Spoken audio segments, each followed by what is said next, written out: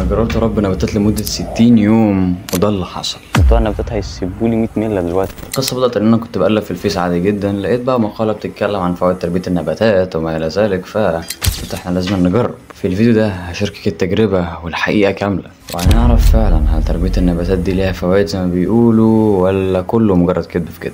صدقني الموضوع ما طلعش زي ما احنا متخيلين خالص. شايف انت البلكونات والديزاينات اللي فوق وحواليا دي؟ تفتكر ايه المشترك بينهم؟ بالظبط، هو الزرع والاخضر والكلام اللي بيفتح النفس ده. انا بقى قررت ان انا عايز اعمل زيهم، فعشان اقدر اخلي البلكونه بتاعتي زيهم كان لازم ادور على نباتات اكتر. في البدايه كان نباتات عادي خالص، كان عندي حرفيا نعناع بس. بص، في الاول الموضوع كان ممل جدا فوق ما تتصور بصراحه، لكن بقى بجد بعد كام يوم لما بدات النعناع تطلع اول ورقه جديده فيها، فاهم، حسيت ان انا ايه ده يا جدعان، خلاص المجهود بتاعي بدا يطلع له ثمار زي ما بيقولوا. بس جت هنا مشكله، النعناع بتموت. دورت يا صاحبي فين المشكله، اتاري المشكله فين، انا بجد بهتم بيها بزياده. المفروض ليها قدر معين من الميه، بعد كده اقف قدر معين من الشمس، بعد كده اقف شويه، يعني لها نظام كده قرات وشفت عنه فيديوهات يعني. فما كانش المفروض ان انا اسقي كل شويه، انا بقى كنت احط ميه ميه ميه ميه ميه، فاهم، كل ما ازهق انا اروح اطلع اسقي انزل تاني عادي جدا. والشمس بقى يا نهار ابيض، تحس ان انا بديها تان بجد، يعني انا كنت امسكها كده في الشمس مباشر، فين الشمس احط الشمس هناك، احط الشمس احط، فاهم، انا كنت اتتبع الشمس كده.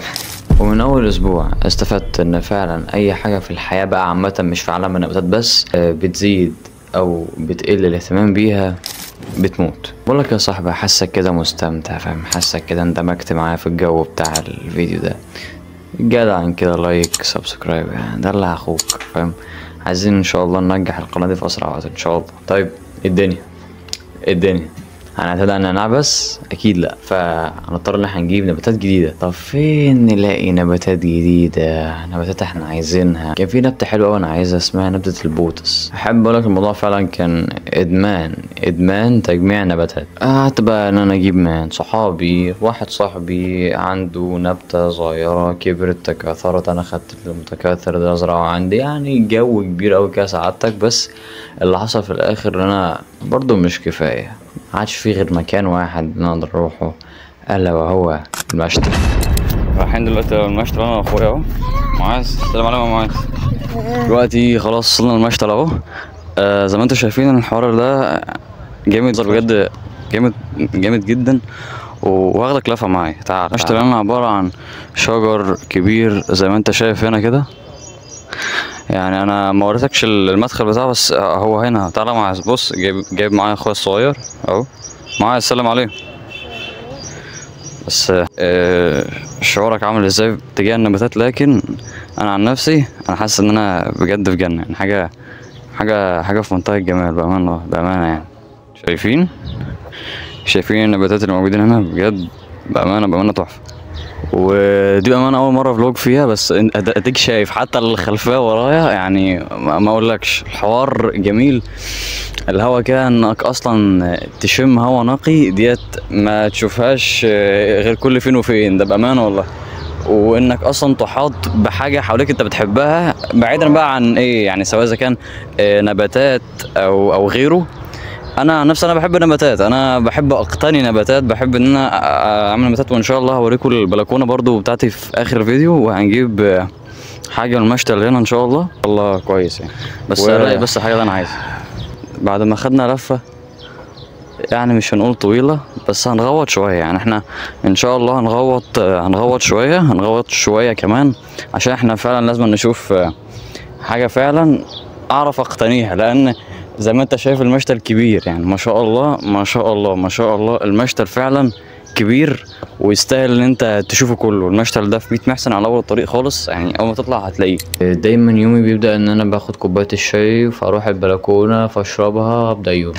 ده كان روتين الصحيان البسيط، بس احب اقولك روتين زي ده كان مخليني فعلا اللي هو ايه، اهدى شويه، فاهم، اهدى سنتين 3، يعني الموضوع كان بجد جامد. وفعلا المقالات ما كانتش بتضحك علينا، يعني الناس اللي كانوا بيربوا نباتات كانوا دايما يقول لك ان هي بتخليك اهدى، بتخلي عندك صبر، وفعلا حصل. يعني النبتة كنت مثلا تزرعها الأول كانت حبة قد كده، بتبقى شعور حلو. صدقني لو انت ما جربتش انصحك انك تجرب. قاعد اصور معاك عادي؟ تصور معايا؟ مش مشكلة. ماشي، احنا حاليا ظاهرين تمام. انا دلوقتي عايز بوتس. بوتس دي نبتة متدلية كده بتسموها هنا رجل البطة. فرا والله. طب في اي نباتات تانية متدلية يعني اللي هي بتدلى كده من البتاع ده؟ تعلق؟ حاجة زي كده. زي انا معاك اهو. اللي هو الميزه في نبات البوتس انا كنت بقول لك عليه، اللي هو لما بيجي يعني بيطلع بيبقى متدلي كده. بيدلل. في حاجه زيها يعني حتى شويه اكتر. في مسا واحده زي ديت برضه. طيب الاسعار عندكم كده من مثلا لو نبات صغير زي ده، عصاريات صغيره زي مثلا دي أو حاجه من الاولين دول. العصيرات اللي هي ديت عامله 15 جنيه ديت، واللي وراها وفي منها اللون الازرق المرجان اللي هو ده. جميل قوي ده. جميل. عامل 15 جنيه. عامل 15 جنيه تمام. هو هنا فين المكان بالظبط عشان لو حد حابب يجي كده؟ دوت طريق متغمر، طريق كفر بهيدة، متغمر طريق كفر بهيدة، مشتل الهدى. تاني شيء استفدته اللي هو الصبر. ايوه النباتات بتعلمك الصبر، وعلى فكرة اكتر من الصيد على الاقل انت بترمي الصنارة، انت بتستنى ساعة ساعتين، وممكن بعد الساعة ساعتين دي تزهق فتقوم. لا احنا هنا حضرتك انت بتحط البذرة او بتحط النبتة، انت مش هتقعد جنبها بس صدقني انت اصلا يعني كل بتاع كام يوم هتلاقي نفسك بتخش، او كل كام ساعة نفسك بتخش كبرت ولا لا. هبل بس يعني موجود وحصل، مش هضحك عليك يعني عشان بس تشوف هي كبرت شوية ولا ايه الدنيا. طب المجهود اللي انا بعمله، طب في حاجات عايزة تتعمل يعني حاجات زي كده. دي شوف دي شكلها جميل ازاي. شوف دي امسكها كده يا معاذ. ما شاء الله ما شاء الله. ايه رايك في دي؟ شكلها جميل. طب بص، هي دي اسمها ايه اصلا يا معاذ؟ دي اسمها ايه؟ نعم. مش انت خبير الزرع؟ دي اسمها ايه؟ انا اول مره اشوف الحاجات دي اساسا. بجد؟ خلاص ديت خليها معانا. ده بتاعتي. ماشي انت اخترت خلاص ديت ودي. صور. انت عايز تصور؟ صور. لا سيب المايك عليا، الله يهديك. يا جماعه انه زرع جميل جدا جدا. هم دول اللي احنا هناخدهم، هم دول اللي احنا ايه؟ خمس واحده جديده. بس خلاص كده كفايه. ايوه كده كفايه. طبعا انت بتسال عن حالهم دلوقتي، انا هوريك فيديو مفصل بتاعتي انا كنت قايلك عليها. النعناع ديت بقى يا صاحبي، يعني النعناع دي بقى انا قطعتها للاسف، يعني الدنيا ما مشيتش احسن حاجه فيها يعني. دي لكن تخيل دي ايه؟ دي نخله دي نخله. متخيل كمان كام سنه دي هتبقى دي الكبيره دي؟ اكيد مش متخيل ولا انا بصراحه. دي من العصيرات اللي انا بحبها جدا جدا جدا. شايف ديت من النباتات اللي فضلت معايا من المشتل. دي بقى جلد النمر، انا برضو بحبها جدا جدا. جلد النمر دي زي ما انت شايف كده فيها، اظن في بيبي طالع جوه. دي كانت فيها نبته بس لسه ميته انا شلتها. دي برضو من العصاريات، انا برضو بحب دي جدا، بتكبر اهي.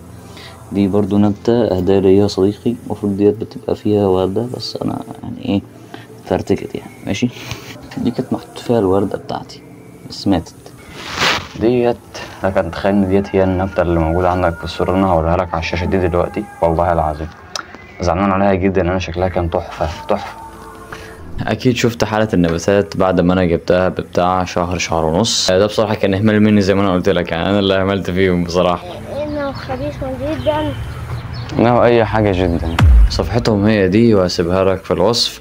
خش اشتري من عندهم بصراحه، يعني نوعا ما حاسس اسعارهم معقوله شويه، والنباتات بتاعتهم فعلا جميله. وعلى فكره حتى لو انت مشتريتش انصحك انك تروح هناك فعلا لقيت المكان كويس، وتجربه زي ما قلت لك بجد جامده جدا. ما وصلتش للنباتات ديت كلها، بس انا وصلت لتقريبا 70% 80% من النباتات اللي انا كنت حاططها في دماغي. تالت شيء استفدت، معاملاتك مع الناس المفروض ما تبقاش زي بعض. ازاي اطلع مع الناس ب100 وش ولا ايه يعني؟ لا، الفكره ان كل نبته ليها تمادل معين بتاعها، ميعاد السقايه بتاعها. نباتات تحب انها تقعد في الشمس، نباتات تستحمل انها تحطها في الشمس، نباتات ما ينفعش تحطها في شمس مباشرة، لازم شمس بيقولوا عليها شمس مغربلة اللي هو فيها نوعا ما ظل. يعني بصادف حاجات زي كده النباتات دي في بشر مثال زي اللي لازم تديله على دماغه عشان يشتغل اكتر، يعني في نباتات تعطشها تنمو اكتر. ففعلا علمتني ان مش كل النباتات انا بعملهم زي بعض، يعني في نباتات اهتم بيها قوي فتطلع قوي، في نباتات تانية لا، زي الصبار مثلا. الصبار ده انا يعني بعامله معاملة الكلاب، انا بحبه جدا والله العظيم بحبه جدا، بس انا تحسها بعمله معاملة الكلاب كده، اللي هو كل يومين يلا خد لك رشة ميه ممكن حتى لو انت مش مهتم بالنباتات انا انصحك جامد جامد جامد تنزل المشتل.